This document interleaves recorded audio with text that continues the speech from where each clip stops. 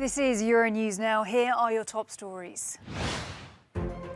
Ukrainian President Zelensky tells the West to tone down its warnings over the threat of a Russian invasion, worried it's causing panic in his country. French President Macron holds talks with Russian President Vladimir Putin in an effort to de-escalate the Ukraine crisis as Moscow reiterates that it doesn't want war. Here in theCUBE, we take a closer look at the growing anti-vaccine movement in the United Kingdom and the misinformation they are spreading. And the Australian Open nears its final showdown, with Rafael Nadal attempting to win his 21st Grand Slam title, overtaking Federer and Djokovic. I'm Helena Humphrey, glad you could join me. Ukrainian President Volodymyr Zelensky says that panicked statements about an imminent war with Russia is causing economic harm to his country.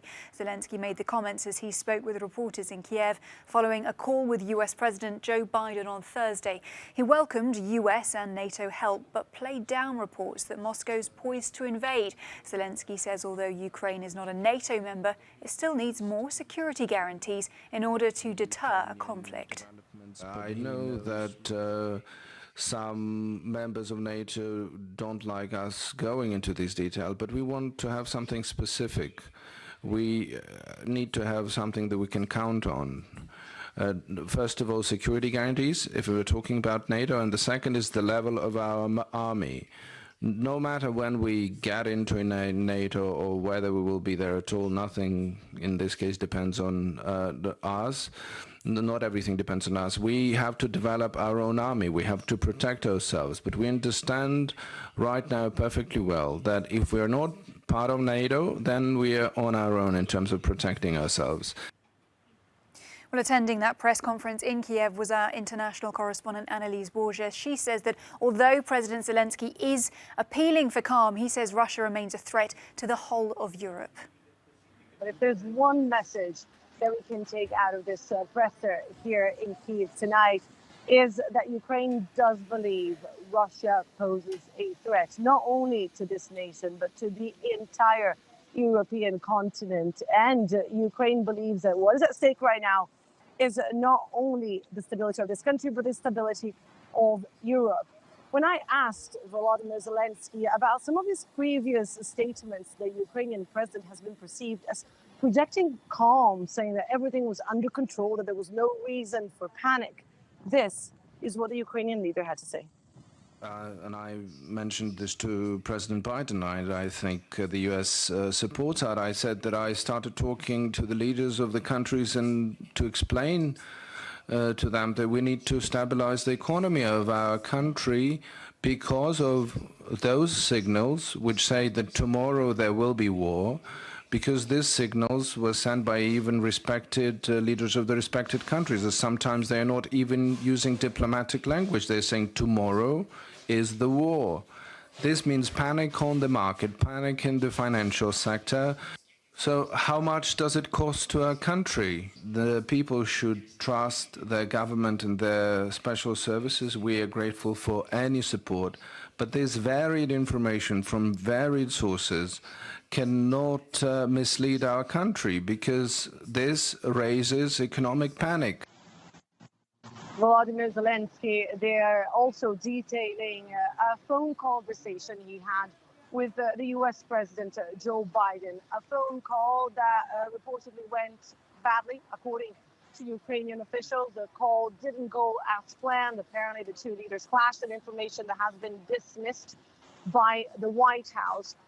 Here in the Ukrainian capital today, the Ukrainian president insisted that he was not here to criticize Joe Biden, that the U.S. doesn't owe Ukraine anything, but that he was in a better position to detail what was really happening in his country. He said that Joe Biden is not a Ukrainian president or a Ukrainian father, a Ukrainian brother, a Ukrainian husband that may worry about his family members in this moment of utmost tension. Well, I caught up with Fyodor Lukyanov, who is the chairman of the Council on Foreign and Defence Policy. That's a Moscow-based NGO, and he says that President Putin has no interest in Ukraine, but instead wants to challenge the West on wider European security issues. It's not the aim of anybody here, because this strategic aim, which has been proclaimed very clearly, is not about Ukraine at all. And this is a serious mismatch between Western debate and Russian debate.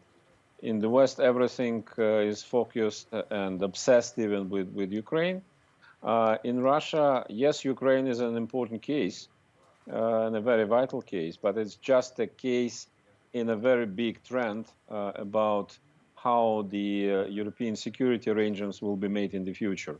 So in You say this it's regard, obsessed, sir, but yeah, I think that's absolutely. because there are 100,000 troops amassed on the border with Ukraine, which of course is raising concerns that Russia is planning an invasion. Yes, there are concerns that Russia is planning an invasion, and we hear from the United States that they are sure that Russia is planning an invasion, despite the claims from Kiev that it might be different. But you should look at this situation a little bit more strategically. So Russia said many times what are the issues which Russia would love to discuss with the West. It's not about Ukraine at all. Unfortunately, the West, until recently, was absolutely uninterested to discuss anything from the European security field with Russia. And all Russian ideas were just ignored, not rejected, just ignored. And so, unfortunately, since the obsession with Ukraine is so high, this is a mean how to attract your attention. But isn't this necessarily a risky strategy for Putin, because he risks provoking sanctions which could be potentially very harmful for Russia? Yes, indeed. But we know President Putin since very long time. And I think that he is anything but not a gambler. And all his moves are very well calculated. So I think he takes into account all risks, including, of course, what you mentioned, that will be very bad for Russia. But he is experienced enough to construct behavior which will allow to avoid it. A European watchdog has criticised the office of the EU Commission President for not publishing text messages between Ursula von der Leyen and the CEO of pharma giant Pfizer. An investigation by the EU Ombudsman says that the failure to look for the messages amounted to lack of transparency, while MEPs are calling for a parliamentary investigation, as Shona Murray reports from Brussels. The European Ombudsman has accused the President of the European Commission of maladministration and a lack of transparency. In a recent New York Times interview, President von der Leyen said she exchanged text messages with Pfizer CEO Albert Bourla about the procurement of COVID-19 vaccines. When those text messages were requested by another journalist as part of freedom of information, the Commission failed to publish them. The journalist took the case to the Ombudsman, Emily O'Reilly. The Ombudsman has now asked the European Commission to explain. The Commission rules do not say that you have to keep this or that type of means of communication. They say that you have to save documents when it is something of a substantial nature linked to the policies of the European Commission. Ceci est quelque chose de nature substantielle lié aux politiques de la Commission européenne. But it does not necessarily mean that every SMS, WhatsApp, etc., that is sent must be kept. Qui est envoyé doivent être conservés. The Ombudsman inquiry revealed that the Commission didn't ask the President's personal office to look for the text messages. Dutch MEP Sophie Intveld says the Commission's position is simply not in line with the spirit or letter of transparency legislation. You don't have to be a lawyer to see that it's simply an inaccurate interpretation, that it's simply not in line with the law. And but what I find even more shocking and worrying is the complete absence of any kind of reaction from the European Parliament, because this should not be an issue for a single MEP or an activist or a journalist. This is an institutional issue. This is about the treaty obligation, the democratic obligation to transparency, to be transparent to citizens, to be accountable.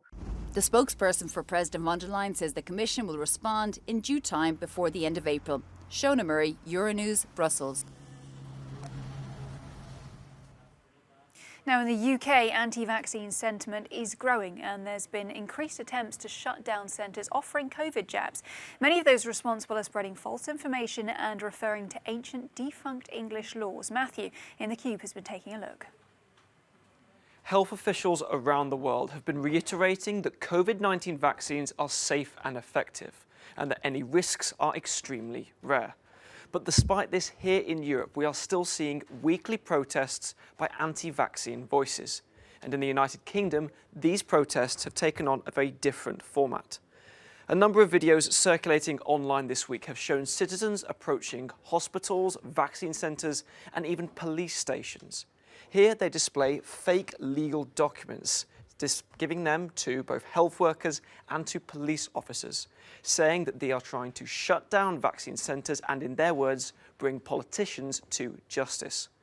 Now, these fake legal documents contain a variety of unsubstantiated claims, including allegations that during the pandemic, the UK government has been committing murder and war crimes. Now, some of the people sharing these kind of letters call themselves sovereign citizens. This is a movement that was founded in the United States in the 1970s. And these people believe that they have the so-called common law power to bring politicians and civil servants to justice. But it's important to stress that this group cites a number of old defunct laws that, in 2022, have no legal basis. But they're not alone. There are other examples of misinformation that are continuing to spread. For example, here you have a number of people online who make allegations that the United Kingdom, London Metropolitan Police have launched a world-leading criminal investigation into COVID-19 vaccines. Here they cite a supposed police case number. But these claims are false. The Metropolitan Police have released a statement saying that that case number is routinely generated whenever anybody makes a complaint. They say in a statement, it does not mean that any crime has been committed, nor that any investigation has been launched. And what's more, police have also said that anyone, sovereign citizen or anti-vaccine protester, who tries to harass any medical workers will be dealt with.